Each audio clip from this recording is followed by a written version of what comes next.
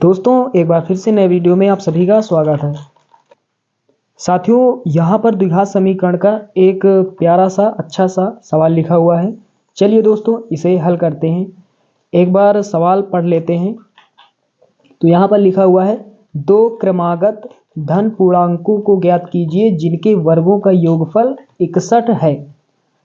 चलिए दोस्तों यहाँ पर इसे हल करते हैं। सबसे पहले लिखेंगे हल। तो साथियों यहाँ पर हमें दो क्रमागत धन पूर्णांक ज्ञात करने हैं जिनका हम यदि वर्ग कर दें तो हमें 61 प्राप्त हो जाए। तो यहाँ पर सबसे पहले लिखेंगे माना। यहाँ पर लिखेंगे सबसे पहले माना। तो यहाँ पर लिखेंगे माना दो क्रमागत धन पूर्णांक x तथा x+1 हैं। उसके बाद दोस्तों यहाँ पर लिखेंगे प्रश्नानुसार। अब हमें आगे हल करना है प्रश्न के अनुसार। चलिए जैसा हमसे सवाल कह रहा है उसी के अनुसार अब हम आगे हल करेंगे। तो यहाँ पर सवाल हमसे कह रहा है कि दो क्रमागत धन पूर्णांकों को ज्ञात कीजिए जिनके वर्गों का योगफल कितना है, 61 है। तो यहाँ पर हमने दो क्रमागत धन पूर्णांक क्या माना है, एक पूर्णांक हमने माना है x और दूसरा पूर्णांक हमने माना है x+1। अब यहाँ पर लिखा हुआ है कि जिनके वर्गों, तो यहाँ पर दोनों का हम वर्ग कर देंगे। उसके बाद यहाँ पर लिखा हुआ है योगफल। योग या फिर योगफल का मतलब क्या होता है, प्लस, और बराबर कितना है, 61 है। चलिए यहाँ तक आपको समझ में आ गया होगा। चलिए आगे हल करते हैं। x² ये हो जाएगा प्लस यहाँ पर a+b का whole square, a² + b² + 2ab। 2 × a का मान है x × b का मान है 1 और बराबर यहाँ पर 61 हो जाएगा।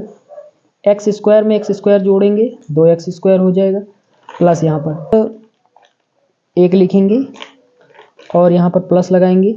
2 का गुणा x से होगा 2x हो जाएगा और 2x का गुणा 1 से करेंगे तो 2x × 2x। यहाँ पर कितना हो जाएगा, आगे 61 हो जाएगा।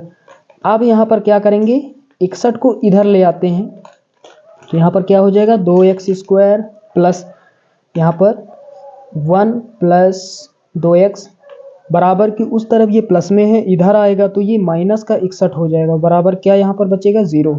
चलिए आगे हल करते हैं। यहाँ पर हो जाएगा 2x² और प्लस यहाँ पर 2x पहले लिख लेते हैं। उसके बाद में माइनस का 61 है, प्लस का 1 है तो माइनस का कितना बचेगा, 60 बचेगा, क्योंकि माइनस वाली संख्या अधिक है तो चिन्ह यहाँ पर माइनस का रहेगा। 61 में 1 घटाएंगे 60 बचेगा, तो माइनस का 60 हमारे पास बचेगा और बराबर 0। अब दोस्तों यहाँ पर देख पा रहे हैं 2 यहाँ है, 2 यहाँ है और 2 यहाँ पर भी है। चलिए पूरे समीकरण को हम 2 से भाग दे देते हैं। तो यहाँ पर 2 से भाग देंगे तो यहाँ पर 2 हो जाएगा, नीचे यहाँ पर भी 2, यहाँ पर भी 2 और यहाँ पर भी 2। हमने पूरे समीकरण को 2 से भाग दे दिया तो यहाँ से ये कट जाएगा, ये यहाँ से कट जाएगा, इसे काट देंगे, 2 × 1 = 2 और यहाँ पर 2 × 3 = 6। तो यहाँ पर क्या बचेगा, x² प्लस x यहाँ पर बचेगा, माइनस लगाएंगे यहाँ पर 2 × 1 = 2 और 2 × 3 = 6, यहाँ पर 3 और ये 0 यानी 30 बचा और बराबर यहाँ पर क्या बचेगा, 0, क्योंकि 0 में किसी संख्या से हम भाग लगाएंगे तो 0 ही बचेगा। चलिए दोस्तों यहाँ पर x² प्लस x माइनस 30 का हम क्या करते हैं, गुणनखंड करते हैं। तो यहाँ पर हमें गुणा करने पर कितना चाहिए, 30 चाहिए और उसके बाद में यहाँ पर माइनस लगा हुआ इसके बगल में, तो घटाने पर कितना चाहिए, यहाँ पर कुछ नहीं तो 1। जहाँ पर कुछ नहीं होता है वहाँ पर 1 मानते हैं, क्योंकि एक संख्या जो है सभी का गुणांक होती है। उसके बाद यहाँ पर ऐसी हमें 2 संख्याएं ढूंढनी है जिनका हम आपस में गुणा करें तो हमें 30 प्राप्त हो जाए और उन्हीं संख्याओं में से बड़ी में छोटी को घटा दे तो हमें 1 प्राप्त हो जाए। तो यहाँ पर 6 का गुणा यदि हम 5 से करते हैं तो हमें 30 प्राप्त हो जाएगा और बड़ी संख्या 6 में यदि हम छोटी संख्या 5 को घटा देते हैं तो हमें कितना प्राप्त हो जाएगा, 1। तो इसका मतलब 1 के स्थान पर हम क्या लिख सकते हैं, 6 - 5। 30 के गुणनखंड 6 × 5। चलिए यहाँ पर रख देते हैं। x² यहाँ पर हो जाएगा प्लस यहाँ पर 1 छिपा हुआ है, यहाँ पर 1 छिपा हुआ है तो 1 के स्थान पर हम क्या लिख सकते हैं, 6 - 5। यहाँ पर लिखेंगे 6 - 5 और x माइनस लगाएंगे और ये 30 बराबर 0। चलिए आगे हल करते हैं। यहाँ पर एक्स स्क्वायर हो जाएगा, प्लस लगाएंगे, 6 का गुणा एक्स से होगा 6x हो जाएगा, ये माइनस लगाएंगे, 5 का गुणा एक्स से होगा 5x हो जाएगा, माइनस लगाएंगे, ये -30 बराबर कितना 0। अब दोस्तों यहाँ पर क्या करेंगे, यहाँ पर कॉमन लेंगे, तो x यहाँ तो x कॉमन लेंगे, तो यहाँ पर क्या बचेगा, यहाँ पर बचेगा x प्लस यहाँ पर 6 बचेगा। उसके बाद में दोस्तों यहाँ पर माइनस है, माइनस यहाँ पर सबसे पहले माइनस कॉमन लेंगे। उसके बाद में 30 के गुणनखंड हमने यहाँ पर ज्ञात किया 6 गुणे 5, तो 5 यहाँ पर है और 30 के स्थान पर हम लिख सकते हैं 6 गुणे 5, तो 5 यहाँ पर भी हमारा कॉमन है, तो 5 कॉमन ले लेंगे। हमारे पास क्या बचेगा, x माइनस था हमने कॉमन ले लिया तो प्लस बचेगा, और यहाँ से हमने 5 कॉमन लिया, हमारे पास क्या बचा 6, तो यहाँ पर 6 बचेगा और बराबर 0। अब उसके बाद यहाँ पर फिर से देख पा रहे हैं x प्लस 6 ये चीज़ कॉमन है, तो इसे हम कॉमन लेंगे, तो x प्लस 6 हमने कॉमन लिया, तो यहाँ से इसे हटा देंगे, यहाँ से ये हट जाएगा।